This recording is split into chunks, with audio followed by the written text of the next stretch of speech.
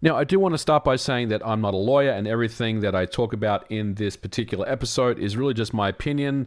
So, don't come after me if some information is incorrect. But I do want to talk about Nintendo versus Yuzu. Now, this particular story has been going on for about a week now, where Nintendo filed a lawsuit against Yuzu about a week ago, claiming that they were circumventing DMCA and basically promoting or stoking the flames of illegal activity, specifically around a game that Nintendo released last year, Tears of the Kingdom, which was allegedly downloaded 1 million times and promoted the use of the Yuzu emulator. All that stuff was already kind of discussed, on relevant outlets and forums last week, and I didn't really have much to say, only because I wanted to see where this particular lawsuit would kind of transpire. And today we're finally at the conclusion of it.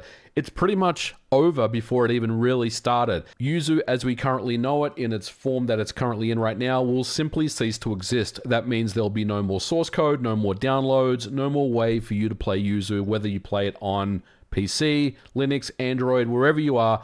It doesn't matter. It's going to disappear. Now, this has got a lot of people really, really freaked out. And I got to be honest, it's something that, I always think about as well, being an emulation developer and a developer in the industry. What does this mean for the precedent of emulation? Well, I do want to say that in many ways, I feel like this was probably the best outcome for Yuzu. And it seems like, even though a lot of people, myself included, would say just retain a lawyer, get some good legal counsel and fight this, because Nintendo, their initial statements that they had in their court filings, a lot of it was really just a bunch of noise, and it didn't really have much to do with Yuzu themselves. I felt like a lot of it was really kind of adjacent to what was going on in the piracy scene, and a lot of it really does go back to Nintendo really needing to address their, number one, their leak issue, where they have every single game that they release seems to get leaked either on day and date, or in some instances even days before, and this was obviously a case of that. That really doesn't have anything to do with Yuzu in a vacuum. And second of all, their security. Now, I'm hopeful that Nintendo's next system will have, better security, at least for their sake, and it won't get hacked on pretty much day one like the Switch did. Now, to be clear, Yuzu is done. They will pay Nintendo $2.4 million and basically hand over everything that belongs to Yuzu itself, the domains, the source code, everything surrounding Yuzu to Nintendo, effective immediately. Now, Yuzu did come out and make a statement, and this is obviously a statement that has been vetted by a lawyer. I'm not really sure if this is something that was from the words of the Yuzu developers themselves, but basically they just acknowledge that today is the day where Yuzu is being discontinued, effective immediately, and they go on to say that Yuzu and its team has always been against piracy.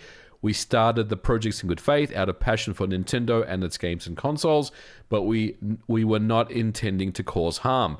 But we now see that because our projects can circumvent Nintendo's technological protection measures and allow users to play games outside of authorized hardware, they have led to extensive piracy. In particular, we have been deeply disappointed when users have used our software to leak game content prior to its release and ruin the experience for legitimate purchasers and fans.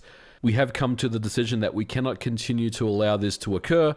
Piracy was never our intention, and we believe that piracy of video games and on game consoles should end. Effective today, we will be pulling all our code repositories offline, discontinuing our Patreon accounts and Discord servers, and soon shutting down our websites. We hope our actions will be a small step towards ending piracy of all creators' works. Thank you for your years of support and understanding our decision. But I will say this, it's going to be interesting to see what Nintendo's next move is going to be from here, whether this is truly an isolated incident. Part of me wants to believe that they went after Yuzu because it's, number one, the most well-known emulator out there, but also, more importantly, it is paywalled, right? So there is a Patreon that, I think it was up to like $30,000 a month that they were getting.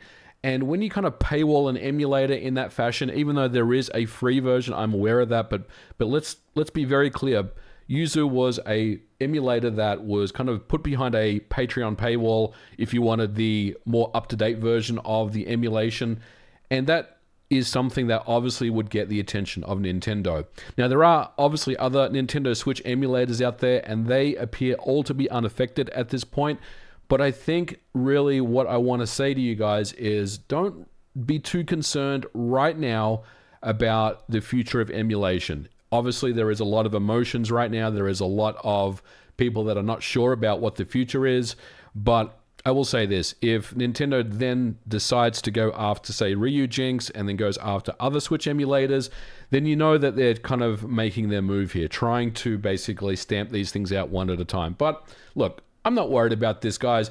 I've been in the emulation community for many, many years, pretty much since day one, let's be honest, and I've seen all sorts of things happen. I remember when Nintendo went after Ultra HLE, the N64 emulator, even though Ultra HLE, they stopped working on it, but there were so many clones of that emulator, and emulation development didn't get, stopped in any fashion. In fact, more people got involved, more people got motivated. So at the end of the day, even though this is not a good day for emulation, it is probably something that Yuzu did the right thing on. I think their legal counsel advised them correctly.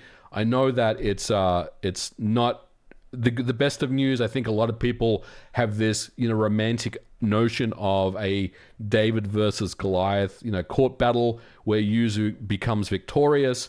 And look, maybe that could have happened in some fashion, but the amount of money that needed to be spent on legal, fees for that to happen, and the strong kind of feeling that maybe you would still lose at the end of this could really set a dangerous precedent in emulation. But look, Nintendo is always going to be Nintendo. I don't really have anything else to say there. They've been such a great company for many, many years, but they've just done some ass backward things for such a long time that I still can't understand the double standards when it comes to Nintendo themselves. The double standards where in one aspect they call emulation, illegal. They call it a bad thing. They call it stifling creativity. That was a quote that they used, I think, about 6 months ago when they were talking about Dolphin, right?